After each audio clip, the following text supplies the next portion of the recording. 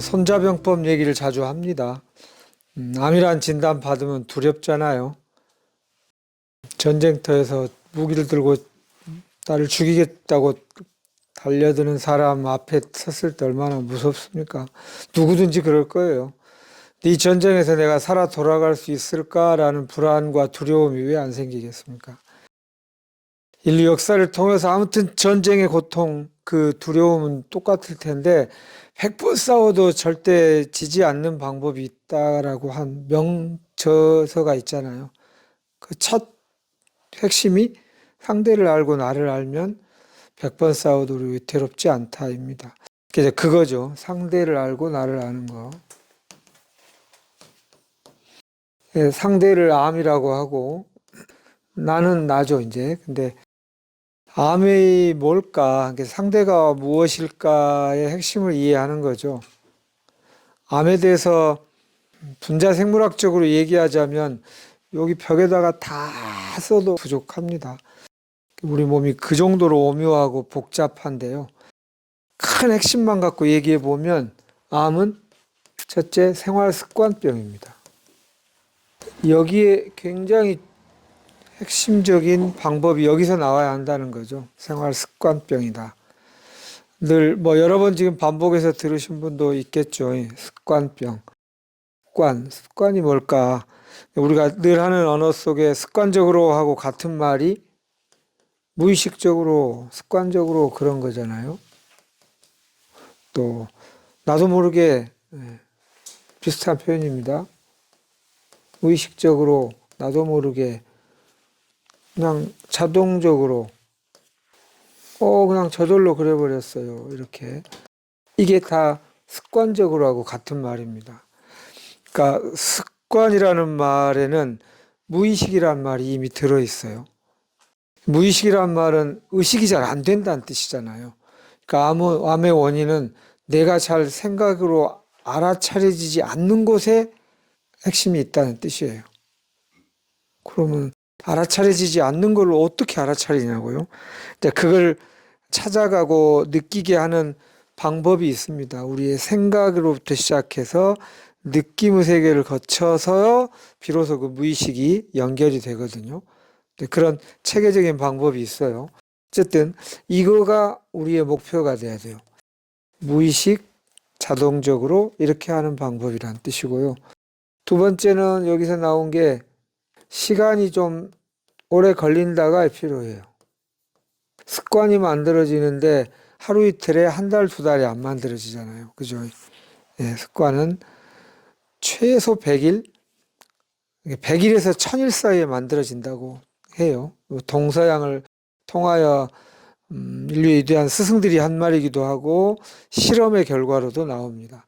100일에서 1000일 사이 계속 꾸준하게 반복적 패턴으로 돌아갈 때 나도 모르는 시스템적으로 무의식적으로 자동적으로 이게 돌아가게 돼 있다. 그게 우리의 몸의 원리입니다.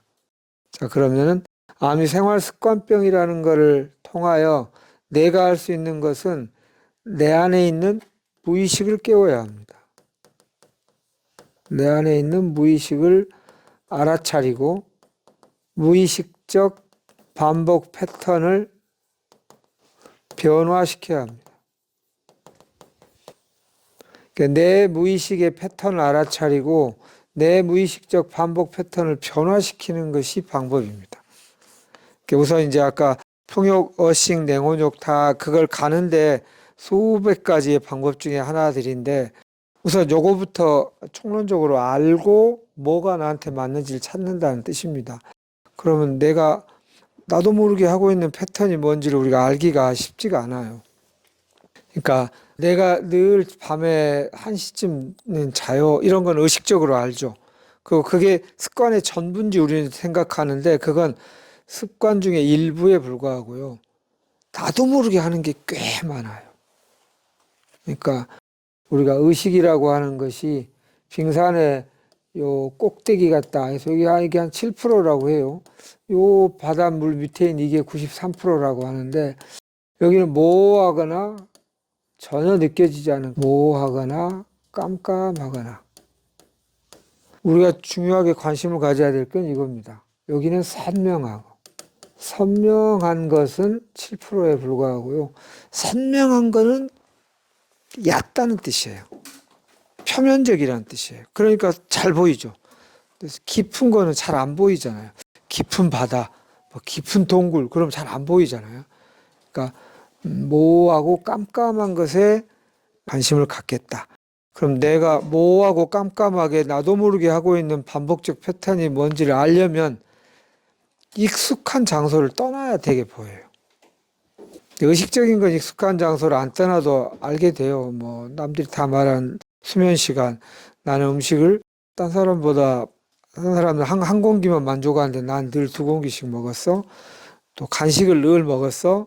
남들이 좋지 않다는 음식을 내가 즐겨 먹었어. 이런 거는 의식의 범주인데 그거보다 더 중요한 게 나도 모르는 반복적 패턴입니다.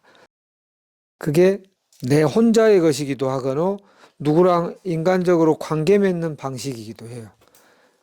그러니까 내 가족과 내 주변과 내 부모와 내 자녀와 이렇게 관계 맺는 방식들에도 무의식적 패턴이 있다는 뜻이에요. 그거는 익숙한 장소를 떠나서 한참 이렇게 봐야 지금 여기서 한 100일, 1000일 있어 보니까 100, 1000일까지는 아니어도 좋아요. 한 6개월 이 정도만 있어 봐도 보여요.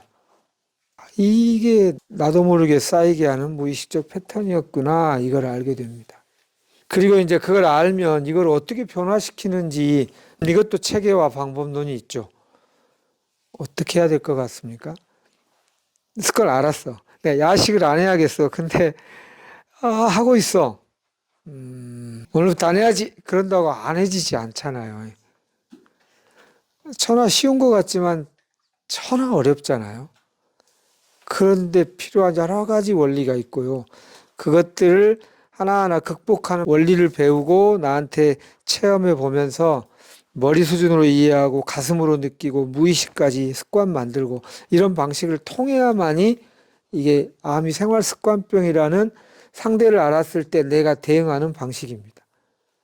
그래서 제가 어떨 때는 이렇게 말하기도 해요. 제가 무슨 암이요? 저는 3중 음성 유방암이고요. 저는 헐투 양성인데 뭔 책을 보면 좀 도움이 될까요? 이렇게. 그래서 유방암 써져 있는 책이라든가 유방암의 치료의 원리 이런 것도 도움이 되지만 사람들이 이 공부는 잘 안 하더라고요. 시중에 가면 습관이라고 되어 있는 책 한 7권만 보세요. 이렇게 말하기도 해요. 암이 생활 습관병인데 습관이란 무엇이며 습관은 어떻게 만들어지며 습관을 바꾸기 위해서는 어떤 노력이 필요한지에 대해서는 대부분 관심을 안 갖더라고요. 암이 생활 습관병인데. 그리고 두 번째가 암은 국소성 질환이 아니라 전체성 질환이거든요. 유방암이라고 유방에만 관심을 가질 일이 아니라 우리 몸 전체의 시스템 중에 아무튼 유방에 조금 영향을 더 우리가 방점을 두는 점은 있지만 전체 균형을 봐야 돼요. 그러니까 이거를 봐도 습관에 대해서 공부할 필요가 있어요. 습관. 이거는 습관이라는 것은 의학의 아버지 히포크라테스가 그렇게 말을 했어요. 고치지 못할 질병은 없다. 우리 주마니아님이 자꾸 인용하시는 말, 단 암은 제외 이렇게 안 돼 있다고요. 근데 암 중에서도 저는 아주 독특한 암이래요. 그 독특한 암은 제외 이렇게 안 돼 있고 모든 질병은 나을 수 있다고 돼 있어요. 다만 고치지 않는 습관이 있을 뿐이다. 이게 의학의 아버지 히포크라테스 얘기입니다. 그러니까 습관을 바꾸면 낫지 못할 병이 없다는 뜻이에요. 그러니까 이제 습관에 관심을 가져야 돼요. 근데 이제 유방, 간, 위 여기에 대한 공부도 필요하지만 오히려 습관에 대한 것이 훨씬 큰 공부고 훨씬 바탕이 된 공부다. 요거를 먼저 얘기 드리고 싶습니다. 그래서 이제 그렇게 하다 보면 이게 어떤 것인지가 훨씬 와닿으실 거예요. 그거 한번 해보시면 와 이게 즐겁다. 이렇게 사니까 확실히 피곤도 풀리고 몸도 마음도 활력도 생기고 평안해지네. 이거 계속 해야겠는데 이렇게 저절로 하게 되실 거고요. 물론 이것도 저절로 하다가 이제 한 개 효용이 아주 배고플 땐 빵 한 개가 엄청 맛있지만 두 번째부터는 덜 충족되잖아요. 습관까지 가려면 또 고비를 넘어야 되고 이래요. 우선 요 방법에 대해서는 요거부터 한번 공부해 보시고 공부라는 말까지 하고 마무리할게요. 공부 또는 학습 여기를 두 가지 다 한자 얘기를 한번 해볼게요. 공부를 한자로 이렇게도 쓰고 뭐 이렇게도 써요.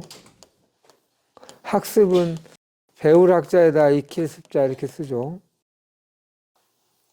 공부하면 주로 우리 머리로 공부한다고 생각하지 않습니까? 그런데 공부에는 세 가지가 있어요. 머리 공부가 있고요. 가슴 공부가 있고요. 배 공부가 있다. 머리에는 뭐 인지라고도 하고 뭐 생각이라고도 하고 여기는 감정, 감성, 감정 이렇게 느낌 이게 있고요. 배는 몸이라고도 하고 무의식이라고도 하고 뭐 유전자라고도 하고 습관이라고도 하고 이게 다 같은 개념이에요. 이렇게 공부하는 게 있더라. 머리 공부 있고 가슴 공부 있고 배 공부 있다는 뜻이에요. 우리는 주로 공부를 이걸로 주로 인식해 왔겠지만 한자 저 공부를 중국 발음으로 쿵푸라고 해요. 쿵푸 하면 우리는 주로 몸으로 하는 걸로 알잖아요. 뭐 책 보는 걸 쿵푸라고 안 생각하죠. 근데 원래 공부 뜻은 쿵푸예요. 머리 쿵푸도 있고 가슴 정서에 대응을 일푸는 쿵푸도 있고 몸으로 하는 쿵푸도 있다. 이렇게 하면 이해되시잖아요. 공부에는 이 세 개가 있다. 학습도 그래요. 학습은 배우고 익힌다잖아요. 이 습자가 습관의 습자죠. 이거 머리가 배운다고 우리가 보통 이런 게 있구나 하고 지도를 보듯이 보는 거라면 그 다음에 익혀야 돼요. 무의식이 될 때까지. 저절로 될 때까지. 습관이 될 때까지가 학습이거든요. 근데 학습도 우리가 오해하고 있는 게 학습은 머리로만 한다고 착각해요. 학습은 결코 머리로만 하는 거는 굳이 말하면 학에 불과하고요. 습은 요 배까지, 몸까지, 무의식까지 간다는 뜻입니다. 이렇게 이해한다면 요 세 가지가 우리의 관심 사항이구나. 내 생각에 대하여 나를 한번 알아보고 내 감정, 느낌, 감각, 감정 이걸 좀 알아보고 그다음에 그 바탕이 되고 있는데 뭔지 모르지만 거기가 큰 원천이라는 건데 그 무의식, 근원 이것까지 이제 이제 앞으로 이걸 공부해야겠구나. 기본 틀을 한번 잡아보십시오. 그럼 암 치료는 어떻게 생각하면 매우 재밌는 과정이 되실 거예요. MBA 과정을 한번 하듯이 고시 공부에서 뭐 생명고시를 공부하는 거니까 와 이거 뭐 평상시 바빠서 못했던 거를 생명의 본질에 대해서 이렇게 쫙 공부해오는 중요한 시간이 될 것이다. 이렇게 마음을 가지시면 막 재미나실 거예요. 아까 주만이님 얘기했듯이 안 걸려가지고 남들은 지금 저러고 있는데 여기서 뭐 하는 짓이야. 이렇게 안 하고 아유 오히려 잘 됐다. 여기서 깊이 있게 이 공부를 한번 암 걸린 덕분에 한번 깊이 있게 해보자. 이렇게 의욕이 생기실 거라고 생각됩니다.